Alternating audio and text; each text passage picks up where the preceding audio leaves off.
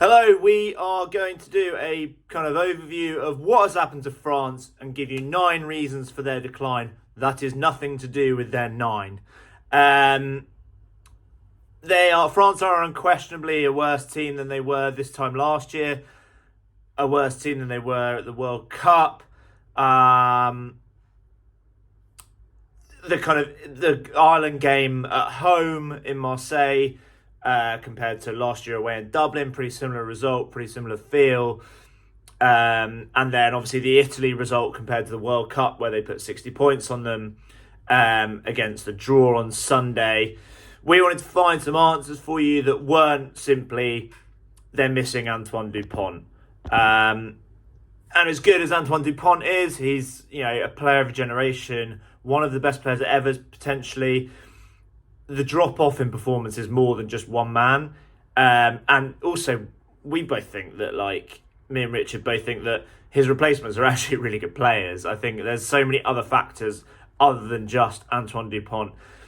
Antoine Dupont didn't even play against Italy in the World Cup when they absolutely destroyed them. Now, that's partly due to the changes in Italy, and their mind wasn't really in it during the World Cup compared to France, whose mind clearly was in it. But we are going to run through 9 things that are nothing to do with their 9, which are the World Cup emotional hangover, playing away from the Stade de France, Raphael Ibanez, Laurent Lebitte and the attack, Karim Ghazal and the line-out, injuries, selection, the rucks, and then we're going to, I think, number 9 is it all that bad anyway? So number 1, the World Cup hangover and the emotional hangover that they've had. It's clearly had an impact. It's kind of clear to see. They all look a bit more sad compared to the positivity that was there around the World Cup. They had 4 years building into that. Then unbeaten year in 2022. It was so intense, that build-up. People talked kind of widely about the kind of air of mourning that was there after that defeat against South Africa in the quarter-final. And there was also that sense of might have been with that, with the kind of the Colby charge down, the Quacker Smith penalty that kind of went the wrong way. And as much as the kind of old cliche of we don't know which French team is going to turn up has gone, the other cliche of France are a very emotional team has not gone. And they are a very emotional outfit and nation. So the impact of that is clearly there. Second one, playing away from the Stade de France. Hard to know what the impact of this is, but it could be a factor. The Stade de France is a bigger stadium than the other stadiums. The record at Marseille was really, really good before that Ireland defeat. So it's hard to argue that it's a huge factor. For me, Lille seems a strange choice. It's just so far away from the rugby heartlands. The nearest top 14 teams are the Paris teams. And there aren't any Pro D2 teams near there either. Clearly a really cool stadium with the roof on. The atmosphere sounded amazing. The bands and the brass bands there on Sunday sounded great. We think they should have gone for the Matmut Atlantique in Bordeaux, which is where Exeter played their semi-final against La Rochelle in the European Cup last year. It's hosted a lot of other games. It's an awesome stadium, but more importantly, it's in the southwest, in the heartland. So it's in Bordeaux. Bordeaux itself is a massive rugby city, but Bordeaux is not far from Toulouse. It's not far from Biarritz, Bayonne, those sorts of areas. There's so much rugby down in the southwest. It feels strange not to have one. I know Marseille's in the south, but to kind of have one in that area. Number 3, Raphael Ibanez. So he has this is weird. He has 98 caps for France, he had a long career. 41 as captain. He captained them in the 1999 World Cup and in the 2007 World Cup. Heineken Cup winner with Wasps. So he's clearly a brilliant player. So his role in the French team is team general manager.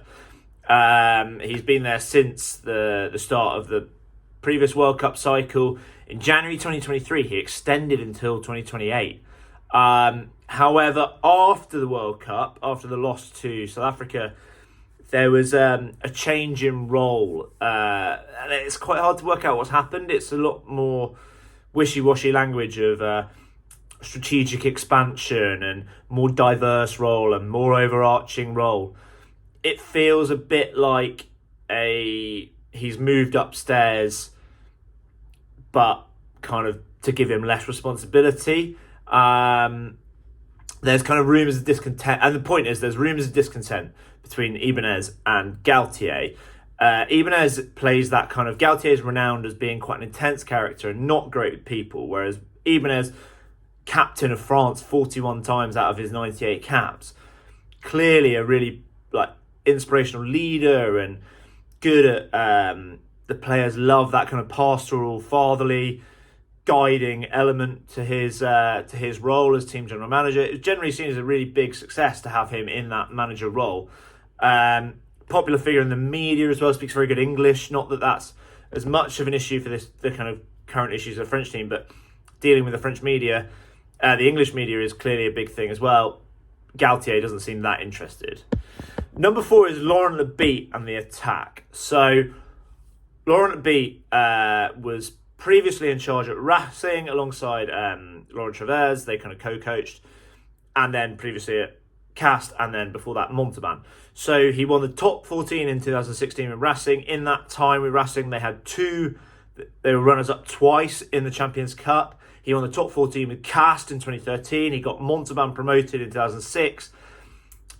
He was hired as attack coach by France in 2019, but before that, he had a real body of work as a really successful coach. France's attack has always been pretty brilliant. There were some stodgy periods in the noughties and the early 2010s, but they were electrifying in attack, certainly in that year that they went unbeaten in 2022. Just another gauge of how good Laurent Lebitte is. He's now director of rugby at Stade Francais, who are top of the top 14. And that move was announced pre-World Cup that he was moving back to Stade, but it's clearly had an impact.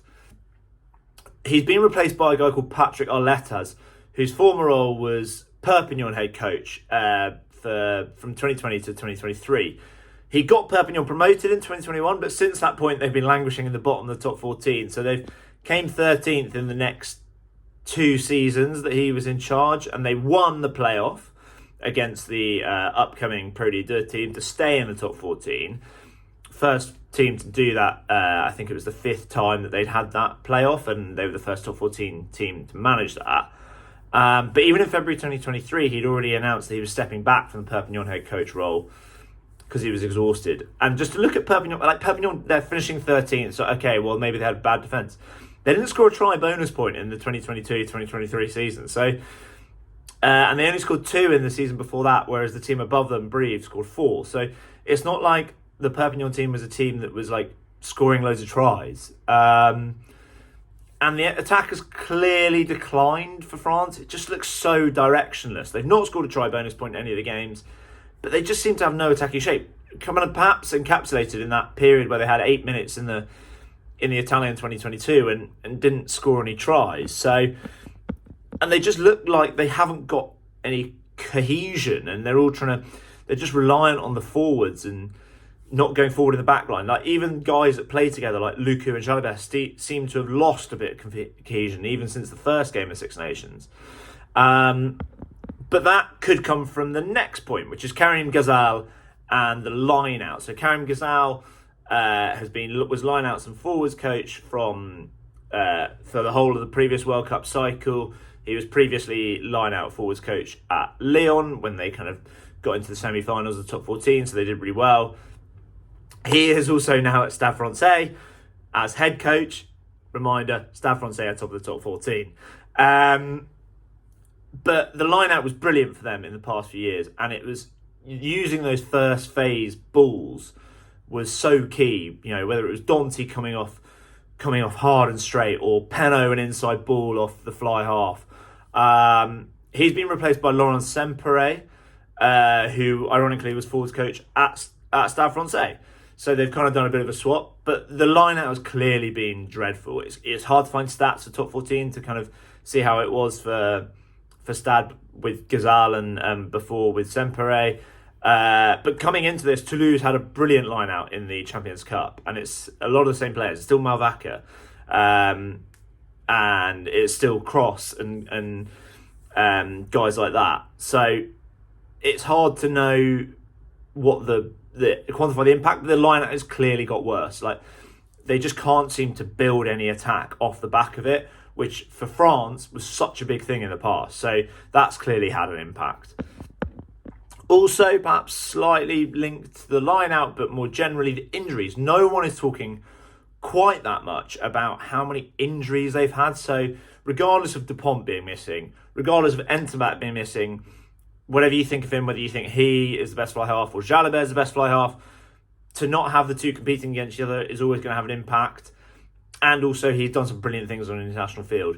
Let's be honest, they could have done with him coming off the bench on Sunday against Italy, or Jalibert coming off the bench for him.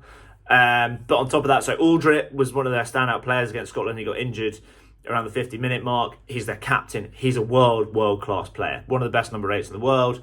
Jelonch is such a key back rower for them. He does absolutely everything, does so much work. Seriously physical. They really rushed him back for that World Cup after a really horrific injury. You don't do that unless you're a really, really key player. Thibaut Flamand was one of the best players in the Six Nations last year. Brilliant line out forward, brilliant athlete around the park, industrious in the second row. Also in the second row, Manny Miafi, who they had lined up to come in, he got injured. Paul Valemsa is obviously suspended. He's been a bit of a stalwart for this French team. And then on Sunday they had no Louis Biel-Barré, but also some of the backups have been injured. So guys like Bourgaret at hooker, Baptiste Couille at 9. Hard to know where, but I think more importantly, if you took out 3 second rows, your best back row, your number 8 and captain, and a fly half out of any team, and on top of losing your scrum half playmaker, that's going to have an impact on any team. So it's that kind of multiplier effect on top of losing Dupont. What's caused your injuries, we don't know. Thibaut Giroud was the S&C coach. He's now moved on. S&C was clearly an area France improved on, but they were getting a lot of injuries. Nicolas Jean-Jean, the guy who's replaced him, worked with Thibaut Giroud before. It's kind of an understudy with France. It's hard to know whether the injuries are just bad luck, the unrelenting nature of the top 14 and having to compete in Europe as well, or anything to do with their S&C programme. But either way, the injuries are really stacking up for them. And it kind of links to selection as well, which is our next point. The big one for us has been, and for a lot of people in France, is the centres. Has he been too loyal to Danty and Fico, who seem to be quite out of sorts at the moment? Both of them. I think Danty was so ferocious getting over the gain line in the past few years, and that seems to have gone. Fico, I said previously, I don't know what his role is. He's not carrying with the same sort of hardness and giving them the same direction. They've got so many great options in the centres as well. Younger guys they could have refreshed the squad with. So Nicolas Deporter at Bordeaux has been tearing up trees. Emilien Gaeton, young guy, but was a top scorer in the top 14 and a team that was struggling last year with Pau. Last year, top scorer in the whole league. Arthur Vincent has returned to fitness and Montpellier. So there was options there. He could have refreshed that. The back row is strange. Like, the balance, is that quite right as soon as they lose Aldrit and Jelonch? So Jelonch and Cross, very similar guys. Cross, a brilliant line out forward. But you're then trying to replace Aldrit with Cross is not quite the same. But then they're replacing Cross with Boudon, who's a pretty similar character. So, and it all feels quite samey. Like, those guys like Cross, Boudon, Abadi, Rumat, they're all kind of those similar athletic guys. Macalou was gone. He was the kind of X factor in the back row. And then you could argue, should they have brought in a genuine ball carrier? Or as much as Francois Cross's ball carrying has improved over the last few games, certainly, should they have replaced more like for like? Should they have brought in a specialist ball carrier like a Irigoyen at Stade Francais? Or even, I know he's been injured and out of form, but Jordan Joseph Racing. Second row as well, he struggled to find the right balance. He's kind of always had that athlete, and then big lump, which is a kind of classic combo. Not quite had that. I think he got it right with Woki and Tuolangi, but was he right going with Woki and Gabriag? I don't know. Selection also plays into the next thing, which is rucks. They don't seem to get clean ball unless genuinely on the front foot. So we see those classic things of a forward carrier, they make a break, quick offload, then the next ruck is just so quick and the ball's away, and that's fine. Luku looks great, the forwards look great, the go forward looks great. But as soon as you don't get that, they look really disjointed and really directionless. There's an element that Dupont possibly bailed them out in the past. He's so quick to the breakdown to make that kind of a bit quicker, and his decision making when it was a bit scrappy is so good, and he can just pull stuff out of the hat. But Luku has clearly struggled with the kind of slowness at the ruck. They've been getting turned over, that sloppy ball. Le Garec also struggled when he came off. I think it's partly linked to the selection and injuries. So Marchand, so as much Malvaca I think is a brilliant player, he kind of hangs out and he's much more of a ball carrier. Marchand was much more of a typical type 5 forward of smashing into rucks. Flamont was that guy, the kind of industrious second rower that's just hitting loads of rucks. Similarly, Valenza is the big lump, never really did that much ball carrying. And then the role change of Francois Cross. Francois Cross was their real work rate guy. And now he's had to kind of, as was Gelange, so he's kind of come in for Gelange, who did everything, but then Cross moving to the kind of primary ball carrier at number 8 means you haven't got him hitting as many rucks. So I always think when a team looks disjointed in attack, it's probably something to do with the rucks, and just some big lumps not clearing it out well enough or not securing ball. And I think that's a big thing. And then the next thing, which kind of links to the next thing, which is, are we making too much of this? The Ireland team, talking of ruck speed, is brilliant. It's clearly a generational team. They're brilliantly well coached. They could be the first team to go back-to-back Grand Slams in the Six Nations era, the first team since France in 97-98. So the fact is it could be the first ones in the Six Nations era. So not the 2003 World Cup winners, neither of those Gatland teams that won Grand Slams and formed the bulk of Lions teams, neither of them won back-to-back. The Eddie Jones team that equaled the record number of wins, that team didn't manage to do back-to-back Grand Slams. It's so hard, and they could do that. So to lose to them isn't actually that bad. I think the fact the France haven't actually also been, they've had a lot of mitigating factors. Their defence hasn't been awful. So Sean Edwards, the defence is all right. He was keen to point that out. There's still Suffolker, Lacour, all of that is clearly still working because the defence has been pretty good. Scotland were restricted to one try-ish in Murrayfield, but ultimately they still beat Scotland away. They played 60 minutes with 14 men against Ireland. They played over 40 minutes with 14 men against Italy. There was huge disruption to the back line against Italy, with Jalibert going off. I thought he was playing brilliantly at that point, at the point he got injured. And then that coupled with Dante going off and having to have that amount of reshuffle with Ramos coming in, the 6-2 split really hurt them. And there was clearly a big difference between first half and second half. I think if they don't get the red card or Jalibert doesn't go off injured, Ramos played really well when he came in, but I think the rest of the shake-up around him disrupted him. I think they dominated Italy in that first half. They had so much time in the 22.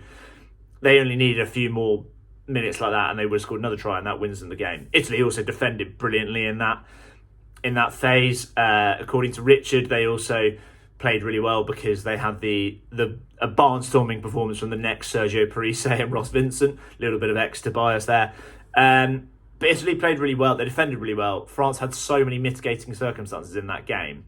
And I think France generally have not been that bad. The defence is still good. It's just the attack and the line out that are a big thing. I think if I had to pick one thing that is their biggest impact on them that's causing this impact, I think it's probably line out or the injuries, but they're kind of linked together. I think the attack would have sorted itself out without the injuries and a better balance to the team as a result, and getting more first phase ball off line out.